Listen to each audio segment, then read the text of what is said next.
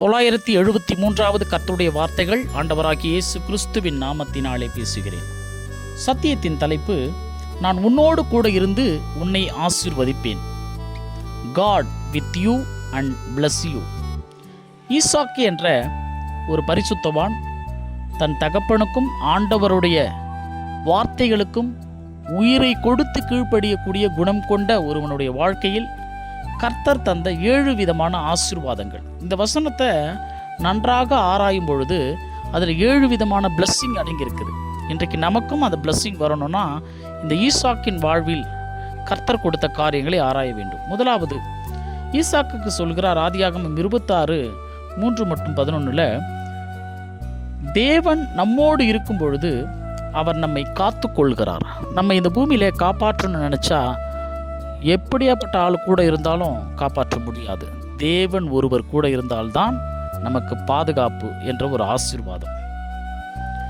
இரண்டாவது, ஈசாக்கு விதைத்த ஆண்டிலேயே 100 மடங்கு பலனை பெற்றான். கர்த்தர் அவனை ஆசீர்வதித்தார். ஒரு மனிதன் ஒரு தொழிலை செய்யும் பொழுது 100 மடங்கு ஆசீர்வாதம்லாம் யாருக்குமே அவ்வளோ சீக்கிரம் கிடைக்காது.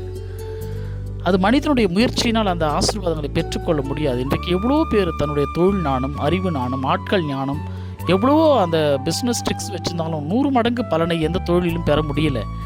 ஆனால் ஒரு பஞ்ச காலத்தில் விதைத்த ஒரு விசுவாசத்தின் தகப்பனுடைய பிள்ளை ஈசாக்கு 100 மடங்கு ஐஸ்வர்யத்தையும் ஆசீர்வாதத்தையும் பலனையும் பெற்றுக்கொண்டான். தேவன் அவனை ஆசீர்வதித்தார். அதான் முக்கியம்.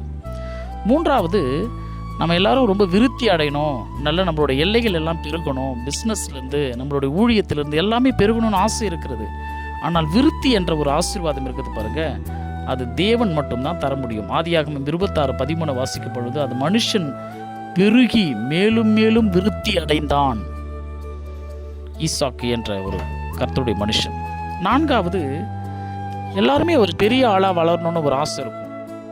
பெரியவனாகணும், எல்லாரை விட ரொம்ப பெரியவனாகணும்னு ஆசை இருக்கும். ஆனால் தேவன் ஈசாக்கை பெரியவனாக்கினார் என்று பைபிள் வசனம் சாட்சி கொடுக்கிறது.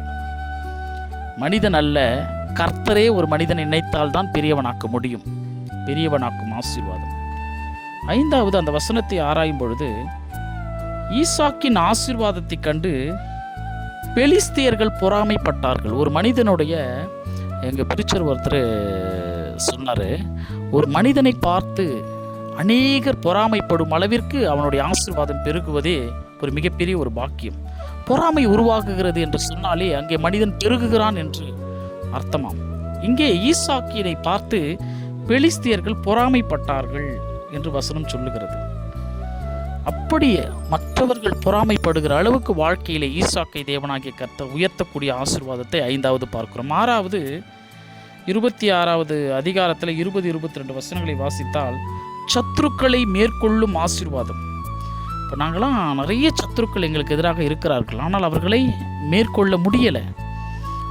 ஏனால் தேவன் மட்டும்தான் மேற்கொள்ள முடியும் என்று காத்து கொண்டிருக்கிறோம். இங்கே ஈசாக்குக்கு தேவனாகிய கர்த்தர் சத்துருக்களை மேற்கொள்ளும் அதிகாரத்தை கொடுத்தார். சண்டைகள் வந்த பொழுதும் தேவன் ஈசாக்குக்கு ரெகோபாத் என்ற ஒரு விசாலமான இடத்தை அளித்தார். அந்த இடத்தை யாராலுமே பிடுங்க முடியலை. அதை தான் நாங்களும் இன்றைக்கும் எதிர்பார்த்து கொண்டிருக்கிறோம்.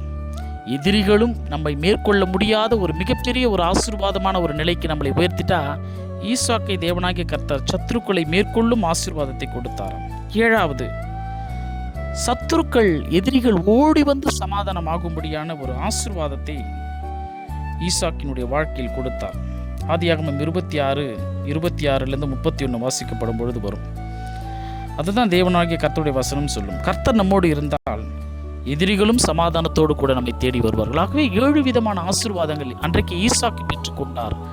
இன்றைக்கு அதே ஈசாக்கினுடைய விசுவாசம், கீழ்ப்படிதல், கர்த்தருக்காக தம்முடைய ஜீவனையும் கொடுக்கக்கூடிய ஒரு விசுவாசம் நமக்கு இருந்தால் இதே 7 விதமான ஆசீர்வாதங்களை இன்றைக்கும் வாக்குமாறா தேவன் ஆண்டவராகிய இயேசு கிறிஸ்து நிச்சயம் நமக்கு தருவார். கர்த்தர் நம் அனைவரையும் ஆசீர்வதிக்கும்படியாக நாளை தினத்தில் வேறு ஒரு தேவ செய்திகளோடு நான் உங்கள் servant of God Sakariya Satishkumar.